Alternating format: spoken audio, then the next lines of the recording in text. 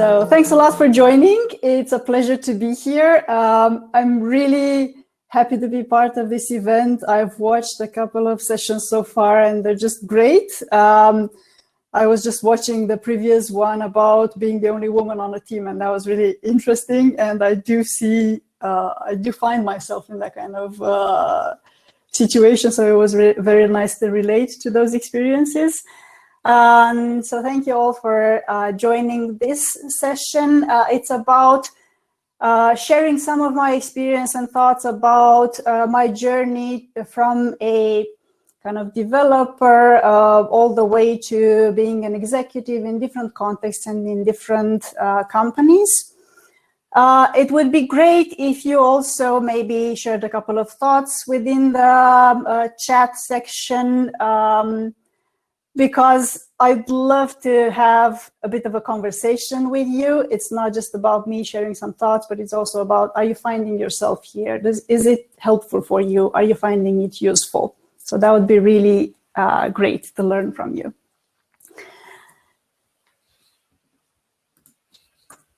So this was the abstract of the session that I thought about. I thought there are these kind of questions that are on top of many of our minds. Can we even have a career in technology? Should we just drop it, or can we go ahead and forge a career for ourselves in technology? Is there a space for women? How difficult would it be to progress once we've chosen such a path?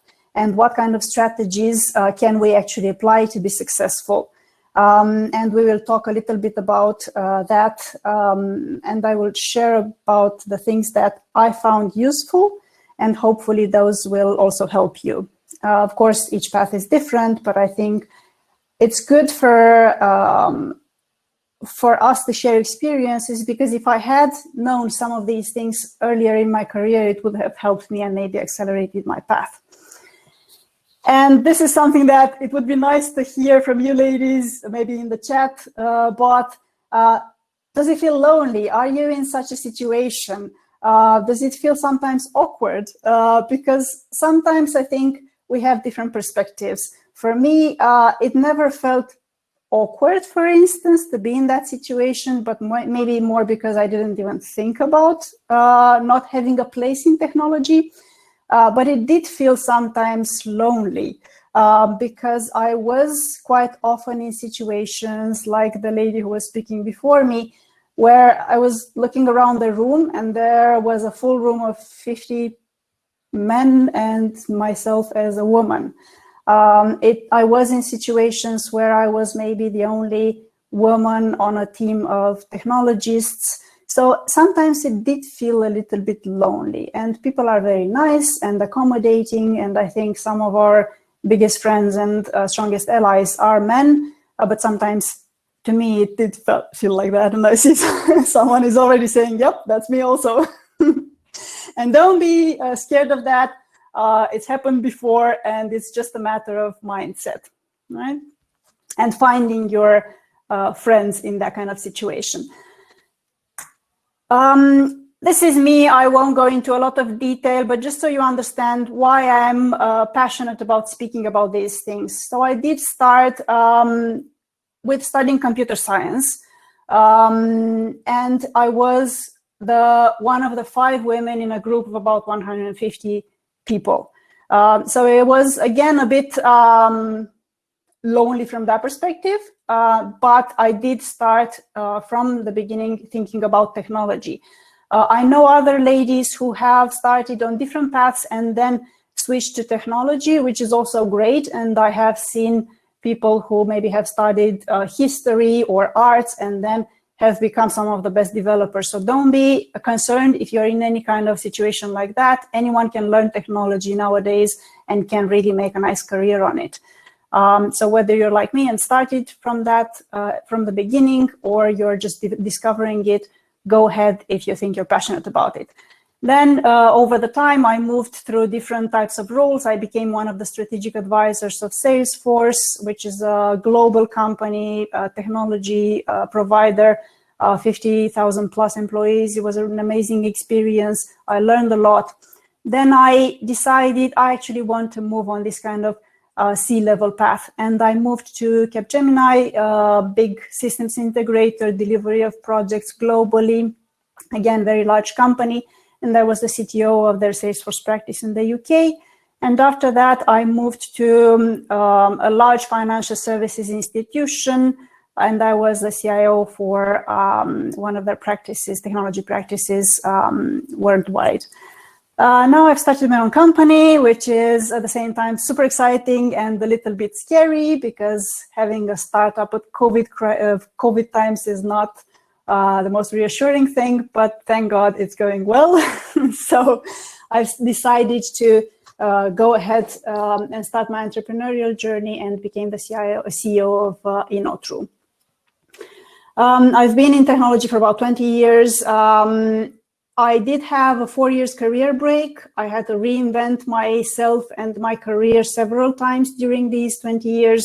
And I still managed to get to an executive level if that was my goal. And this is really what I would encourage you to do. Don't take any setback as the final step.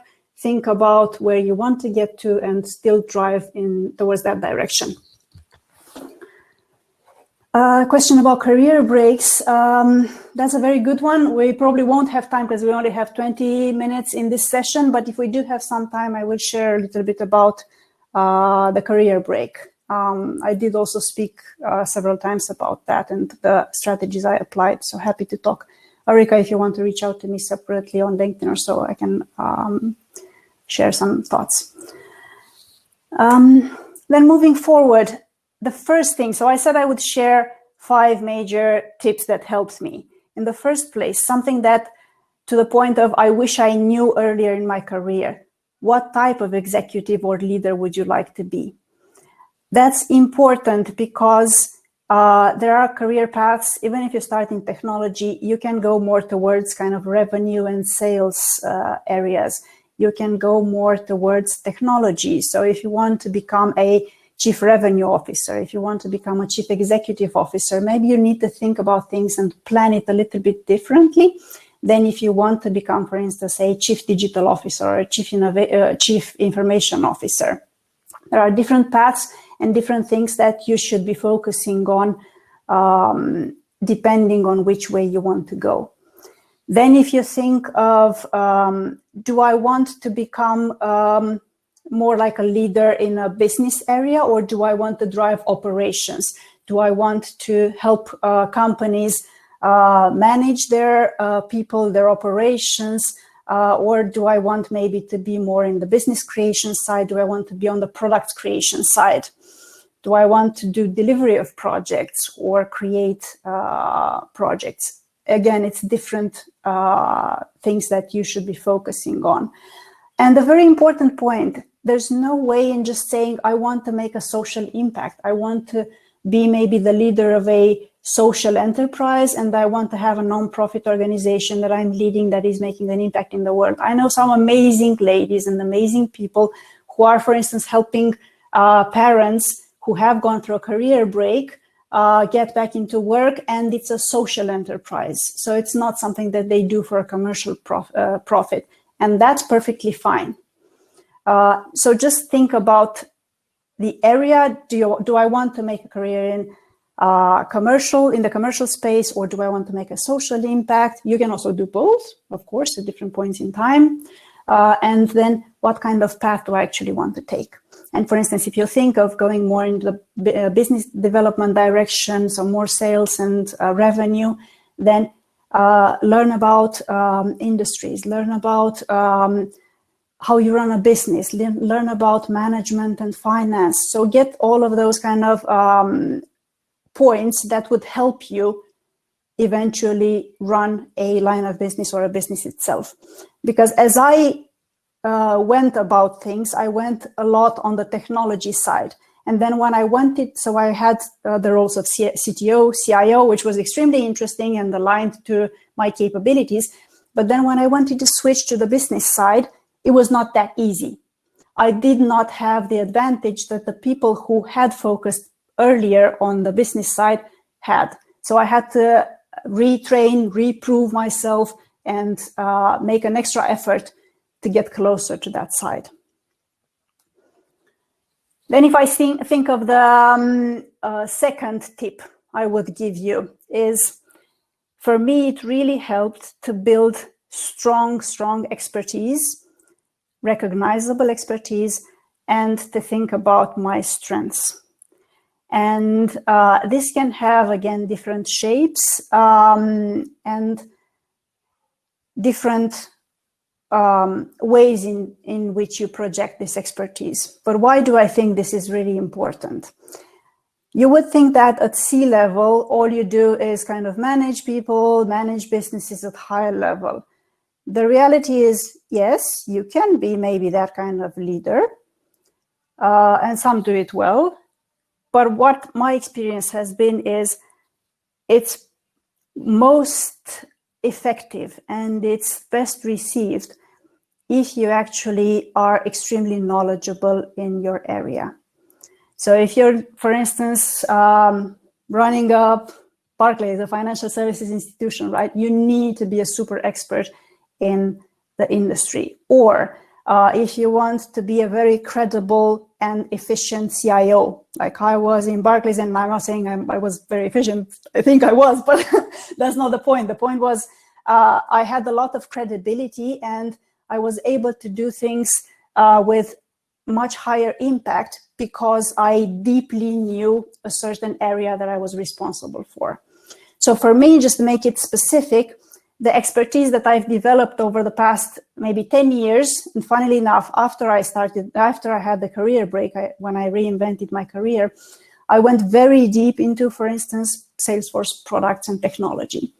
So I really became an expert in that, and I can prove my expertise not only through my knowledge, but also through certifications, through kind of community recognition.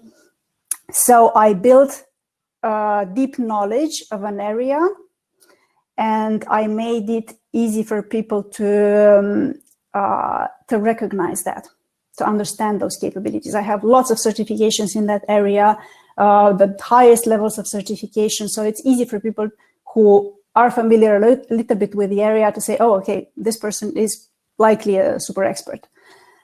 And honestly, that brings a lot of credibility, especially when you're a woman. You need that kind of doubling down on the credibility when you're in that situation where with 50 people, with 50 men around the table, and you're the only woman. If they know you have that expertise, and when you actually start opening your mouth and speaking about something, what you say is extremely relevant, then their positioning sometimes in my situation was, whoa, like they didn't even expect that kind of capability. And on one hand, it's bad because they should have expected it. On the other hand, it really helped me to have that deep knowledge. And again, think about your strengths. And it can be anything from, like Indra Nooyi was saying, the former CEO of PepsiCo, who is an amazing lady. She said, people knew me because I make complicated things seem simple. And it seems like a very easy thing to say and to do. In reality, she was put in extremely complex situations, and she had this kind of ability to really dissect, get to the point, be very efficient about what she was recommending. But that was kind of her high-level statement. I make things complicated things seem simple. In my situation, it's this kind of deep expertise I was discussing about, but also the ability of going from very deep level to high strategic level, understand the operational, the business concept alignment, and then how it all translates into technology back. So think about, what is my strength? Is my strength communication? Is my strength negotiation? Is my strength some deep technical expertise? Or just making things simple?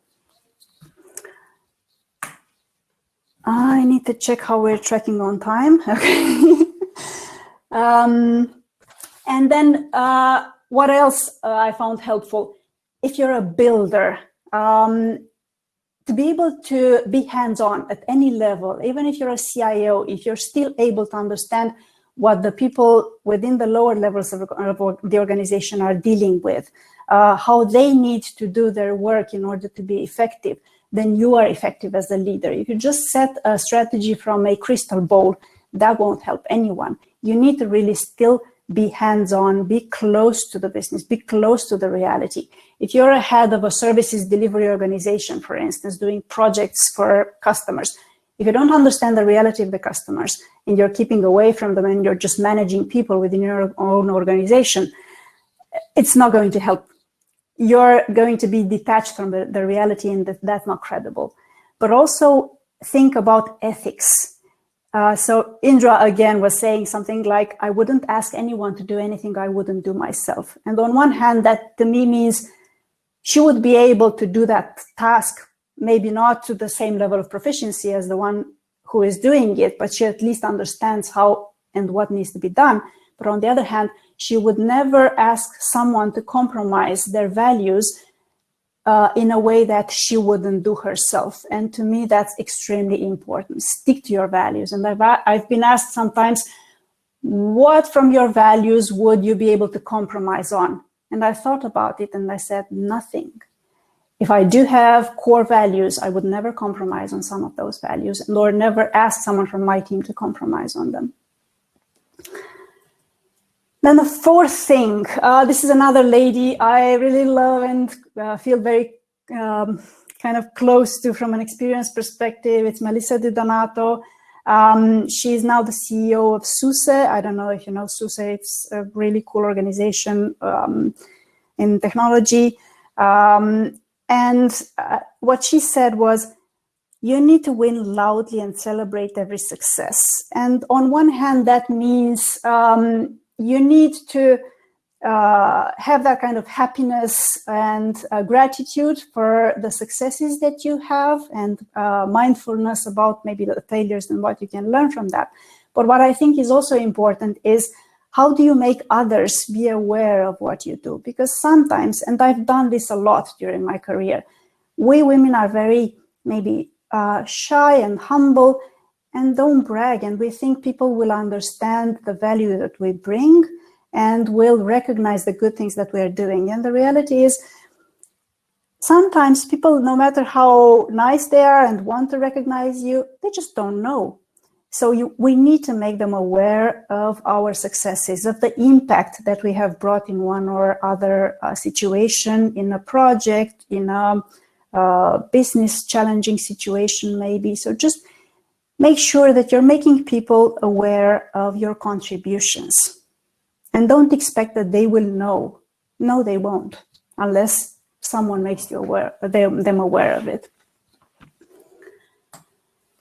And then the fifth point I have is, sometimes, and again, I've been kind of guilty of this, you have a great idea. You pitch your idea to your manager, to the people around you who you believe would support you, or you want to discuss with them about something, but then it kind of fizzles down and nothing happens. And you're just waiting for permission that maybe never comes, and then you drop an amazing idea.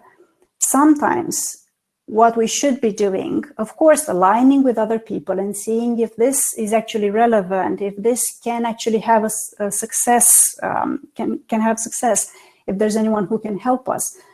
Those are all important questions, but sometimes just going ahead and doing something is really important.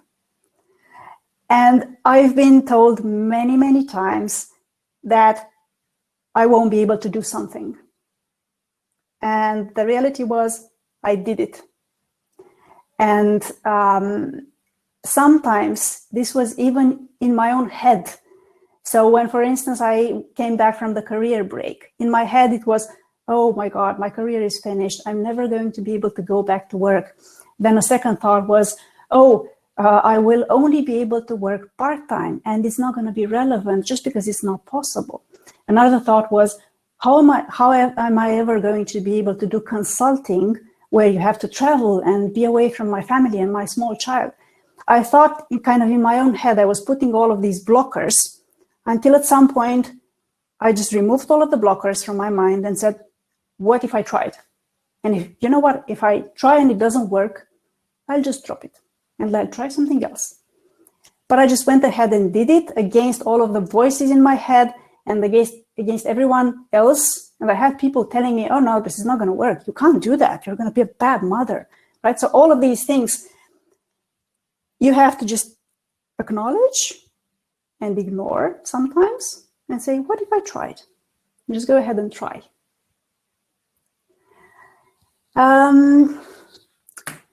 And then I think I'm getting close to having to summarize the talk. And what I would want to leave you with is to trust yourself. Remove all of those negative voices. Trust yourself. If you have an idea, you know what? It might be the right one. And if it doesn't turn to be the right one, it's better to know you've tried than to regret never trying. And be true to yourself. Am I really passionate about this? Is it interesting to me?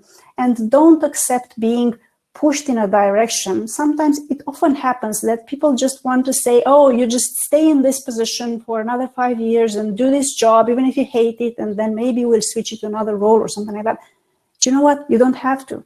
If you don't like it, or it's not interesting to you, or you want to go in another direction, just be true to yourself.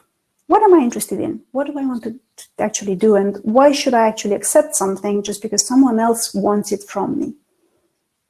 And make sure to highlight your achievements. Don't underestimate yourself and your capabilities. Again, stand by your values with confidence, with humility, but with confidence. And always develop yourself.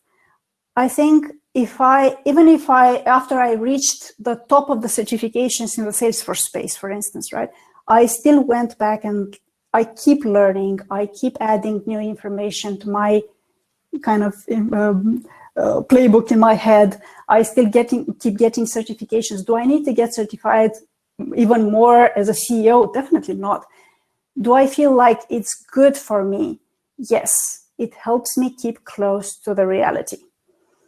And then think about things positively. I'm not saying overly positive and unrealistic, but just pragmatic. What if I tried? This might actually work. Okay, it didn't work. That's fine. I'll try something else. So keep this kind of positive mentality and try to remove and maybe push a bit away the negative feedback that you might get. Of course, no one will have exactly your path, and people will think this is a stupid idea at some certain point, and people will encourage you. So different people have different perspectives, and just take that input, think about maybe their points and why are they saying that thing, because maybe it will help you, but just be positive about what you're trying to do. And this is me. If you do want to get in touch, I'm happy to connect. I'm happy to share more of my thoughts. And I love the comments in the chat. This is great. And I'd really like to have more of a conversation with you if we have more time. So maybe I'll jump in one of the networking areas. This has been really nice. Congratulations again on the event and on participating to it. And let's keep in touch and keep together and make ourselves stronger. Thank you, everyone. Bye. It's been a pleasure.